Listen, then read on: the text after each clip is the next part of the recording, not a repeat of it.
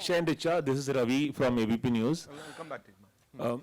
आप दोनों से सवाल है कि आज भी जब रेप विक्टिम को न्याय दिलाने की बात होती है तो हमारा जो लीगल सिस्टम है वही उसे सपोर्ट नहीं करता है। जिस तरह से लीगल सिस्टम को तोड़ा मरोड़ा जाता है, इन्वेस्टिगेशन लेवल पे जिस तरह से इन्वेस्टिगेशन होता है, और लड़की, दूसरा पहलू ये भी है कि लड़कियों को ही स्टिग्मेटाइज किया जाता है। अगर लड़की सामने आती है, पुलिस स्टेशन जाती है, अदालत जाती है, तो हमारा समाज जिस तरह का समाज है, हम कहते हैं कि हम मॉडर्न लोग हैं, लेकिन कहीं ना कहीं हमारी थिंकिंग भी ऐसी है कि हम लड़कियों को ही एहसास कराते हैं कि तुम्हारे साथ कुछ गलत हुआ है।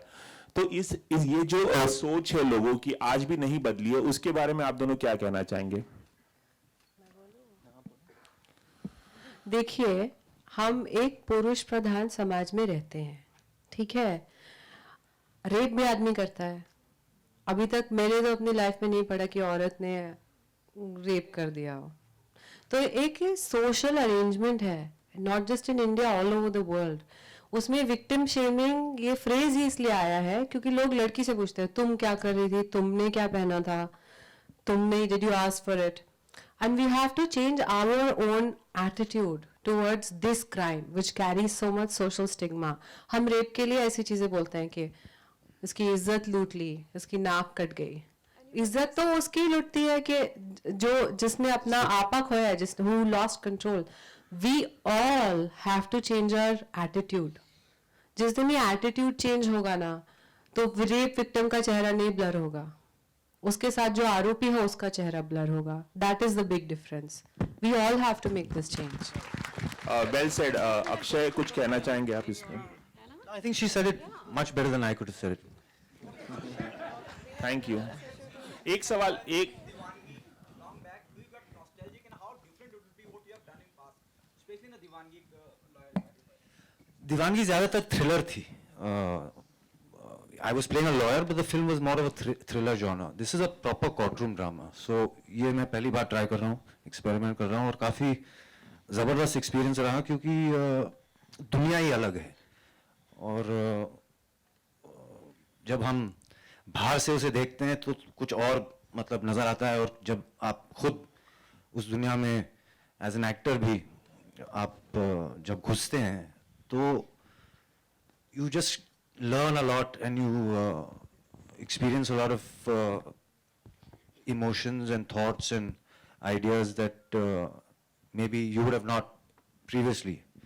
But having said that, the story is so not only topical but relevant no matter which year you're living in, because it's something that's happening all the time.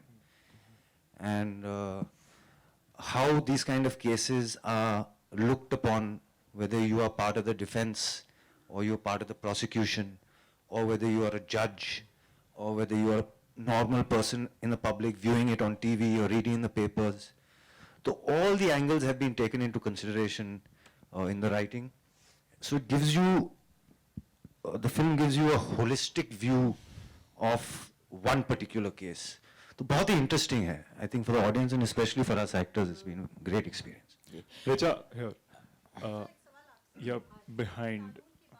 I'll come to you. पिछले दिनों देश में भी दो ऐसे मामलों में कानून बदले हैं, उनको आप किस तरीके से देखते हैं? जैसे एक ट्रिपल तलाक का मामला आया, फिर कश्मीर से 370 हटाया गया, क्या रहा है? हाँ, इसका वैसे हमारी फिल्म से कोई लेना देना है नहीं। मैं अपने आप को इन दोनों मुद्दों पे ज़्यादा एजुकेट करके आपका सवाल का जवाब देना चाहूँगी, क्योंकि ये अभी अभी हुआ है। कोई भी चीज़ जो इमिजिएटली होती है उस पर ऐसे फास्ट फूड की तरह हम रिप्लाई नहीं कर सकते। उसका रैमिफिकेशंस क्या है, अलग अलग पीढ़ी दर पीढ़ी क्या होगा उस पर। मतलब मेरा ये मानना है कि ये सारी चीज़ें अच्छी नीयत से की गई हैं, और मैं यही मानना चाहूँगी कि इसमें डिस्क्रिमिनेशन या इस तरह का कुछ इन्वॉल्व नहीं है। और मैं ऑप्टिमिस्टिक रहना चाहूँगी, इससे ज़्यादा हम लाचार नागरिक कर क्या सकते हैं। ठीक है पाठक जी आप एक सवाल आप दोनों से। Richa, we know you as a very vocal person. You always share your views. तो आपका ये इस फिल्म में आपका जो ये जो कैरेक्टर है, आपके कितने खुद के इनपुट्स थे या नहीं थे, और you had to take extra effort to learn the language of, you know, like the language of law? there is a language of law. There is जो terms हम use करते हैं जैसे कि story is a technical term in law, theory is a technical term in law, tainted evidence is a technical term in law. So these things Ajay had to educate me with, and I was really happy to learn that so much is going on in a courtroom. मतलब तर्क वितर्क की बात, I can resonate with this character personally because I feel like I have a sense of justice, but all the technical assistance, this guy. और recently we saw National Film Awards के winners announce हुए थे परसों. A lot of good films have got awards. काफी अच्छी films के with good subjects have been appreciated. How important is the encouragement by a platform like National Film Awards for films like perhaps an Article 15 or this particular film? जो एक encouragement मिलना चाहिए ऐसे filmmakers को, वो कितना important है ऐसे बड़े platform पे? एक ऑडियंस के encouragement से बड़ा encouragement कोई नहीं होता. तो ऑडियंस encourage कर दे, will be very happy. Akshay, आप कुछ कहना चाहेंगे on this? He said it correctly, but when your own country gives you an award, I think that's the ultimate, ji. award to get. Pathak ji, आपने और अजय जी ने बहुत अच्छी कहानी लेकर आ रहे हैं. इसमें कहीं भी ऐसा नहीं लग रहा है कि रेप के बहाने आप कोई सनसनी फैलाना चाहते हो. बहुत अच्छे से डील किया है जैसा हमने इसमें देखा है. लेकिन इस फिल्म में जो कैरेक्टर है, पर्टिकुलर लड़की का कैरेक्टर, उसकी जाति का जिक्र किया गया है. तो क्या वो कुछ मुद्दा, मतलब वो कुछ निचली जाति है या जो भी है वो? उनके वकील ने जिक्र किया कोर्ट में. Okay This is how she's presenting जिक्र करने the का case. कारण भी है. Okay okay okay. Rahul, straight here, yeah. Rahul, a word about your character and what were the kind of emotions that went through while shooting for it? I think बहुत ही difficult character है और in fact one of the jail scenes even I broke down and मुझे लगता है रिचा उस तरफ break down होगी और मैं इस तरफ.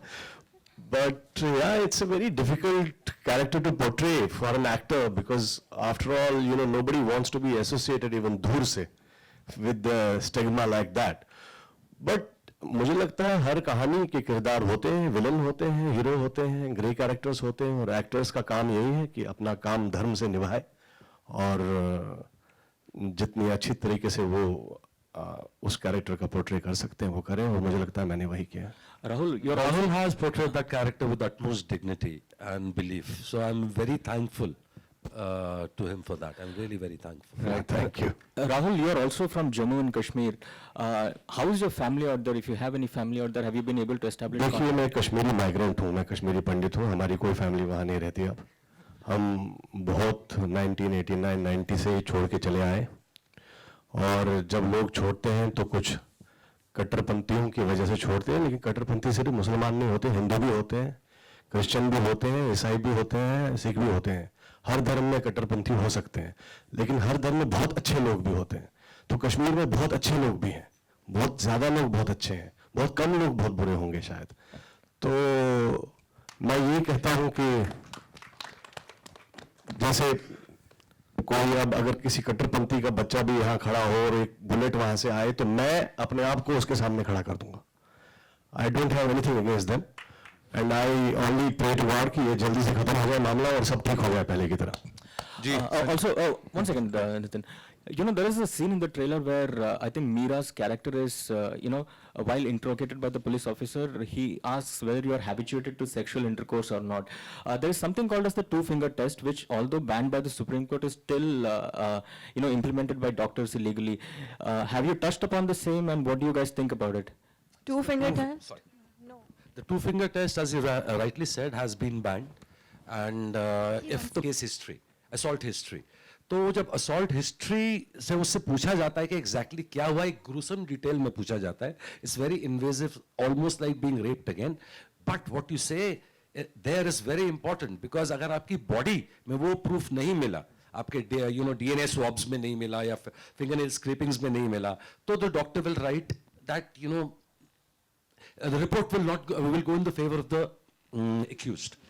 सो इसीलिए वो उतना डिटेल में पूछते हैं ताकि कोई डिस्क्रिपेंसी ना रह जाए। और ऐसे सवाल हैं फिल्म में, देखिए तो बहुत छोटा सा आपने एक पार्ट देखा है सीन का, जब आप सवाल वो डॉक्टर पूछेगा, it's just shocking and you know, आप मैं आपको बता नहीं सकता, you know. Yeah, like after getting raped, you don't want to go through that interrogation. After getting raped, that's the last thing a woman needs, Yeah. but it is done, it is important.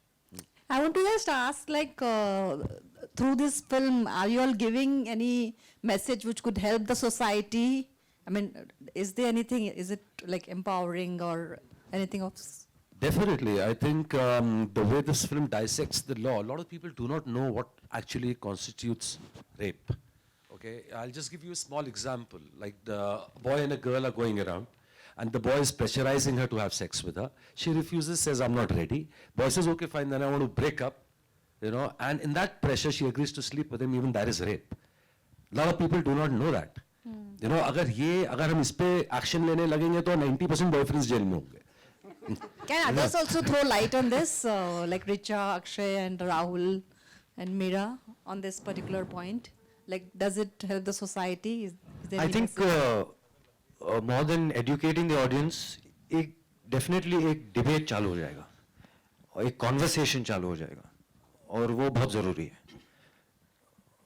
मेरे हिसाब से. I think so. What do you think? That also, I think it's going to scare the men a little bit because they really don't know. You know, there's a lot of things which are like, you know, you do it and you don't realize what you're doing. But if you really read the law, it can really go against you. So in that sense, I think it'll help men to realize and to understand, especially men who are in a position of power, that, you know, what they can or cannot do. In that sense, yeah, but debate definitely, you know. And, you know, मैं आपको दावे के साथ कह सकता हूँ, the beauty of this film is that it's going to be a very divided house. A lot of women are going to go root for the man. A lot of men will root for the women. And of course, women for women and men for men too. So in that sense, it'll start a great dialogue. Akshay and Richa, what's your take on marital rape? This film is not about marital rape at all. That is a totally separate subject. This has got nothing to do with marital rape. We'll take last two questions. Akshay Richa, एक सवाल और इससे हटके, जब भी देश में कोई भी बड़ी प्राकृतिक आपदा आती है तो बॉलीवुड हमेशा आगे आता है और हेल्प करता है, लेकिन अब एक छोटा सा क्रिटिसिज्म होने लगा है कि कोल्हापुर और सांगली में जो बाढ़ आई है बॉलीवुड सामने नहीं आ रहा है, कोई हेल्प नहीं कर रहा है, क्रिटिसिज्म हो रहा है. इस बारे में कोई राय है आप लोगों की? अरे अभी देखिए, जब तक मैंग्रोव्स कटेंगे ग्लोबल वार्मिंग होगी, सूखा पड़ेगा कहीं पे बाढ़ आएगी. Policy change, long term policy change ही एक चीज है जिससे ये सारी आपदाएं आना बंद होंगी, क्योंकि हिंदुस्तान बहुत बड़ा देश है ज्योग्राफिकली. और जी हाँ, बॉलीवुड की जिम्मेदारी है कि आगे आए. बॉलीवुड से ज़्यादा शायद उन लोगों की है जिनको हम वोट देते हैं, फिर उनको टैक्स भी देते हैं. तो मुझे लगता है कि हम बॉलीवुड को इतना बड़ा रोल मॉडल ना बनाएं, क्योंकि हम भगवान नहीं हैं. मतलब हम बेचारे एक्टर हैं जो ट्रेलर लॉन्च पे आके आपके सामने आए सवालों का जवाब देने. तो अभी इकोनॉमी, पॉलिटिक्स, बाढ़, हम नहीं चाहते कि बाढ़ आए, पर हम क्या करें. अब आ रही है बाढ़, हर जगह आ रही है. पिछले साल केरला में, इस साल महाराष्ट्र, कर्नाटका, केरल, हर जगह आ रही है बाढ़. पॉलिसी चेंज की जरूरत है. कहीं 12 billion metric ton ice melt होगी तो पूरी दुनिया में सी लेवल राइज करेगा. Climate change is a reality, we all have to understand. जी, आखिरी सवाल. Thank you so much. पूछ रहे थे? हाँ. अक्षय जी, ये बहुत कंफर्म है आपकी तरफ से कि आप पैसे के लिए फिल्म करते नहीं हैं. तुम्हें किसने बोला ऐसे फ्री में कर लेते? हाँ, कहानी बहुत अंदर से जुड़ती है, आपको लगता है कि इस कहानी से जुड़ना है, और हर कहानी से जुड़ने का एक पर्सनल होता है कि ये कहीं ना कहीं आपको टच कर रही है, छू रही है, और आप ये बात कहना चाहते हैं. भले आपके कैरेक्टर एक निगेटिव चुना है, आपने बहुत कम बोला इसमें, बोलो ये आपको किस तरीके से छूती है और क्यों ये कहानी आप कहना चाहते थे, क्यों आप जुड़े?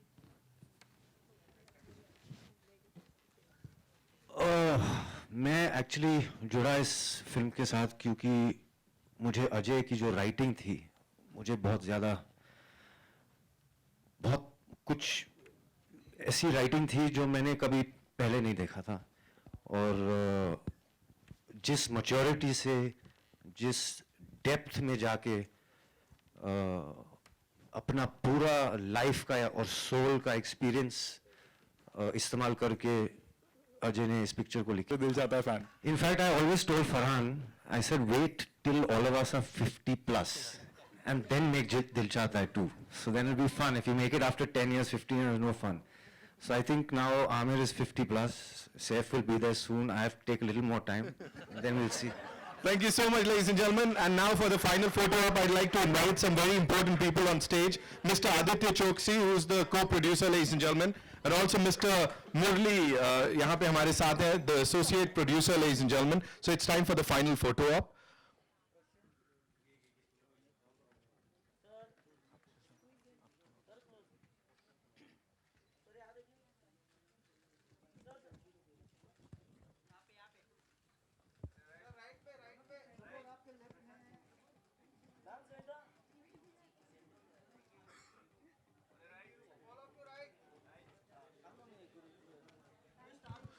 The cast, please. Yeah.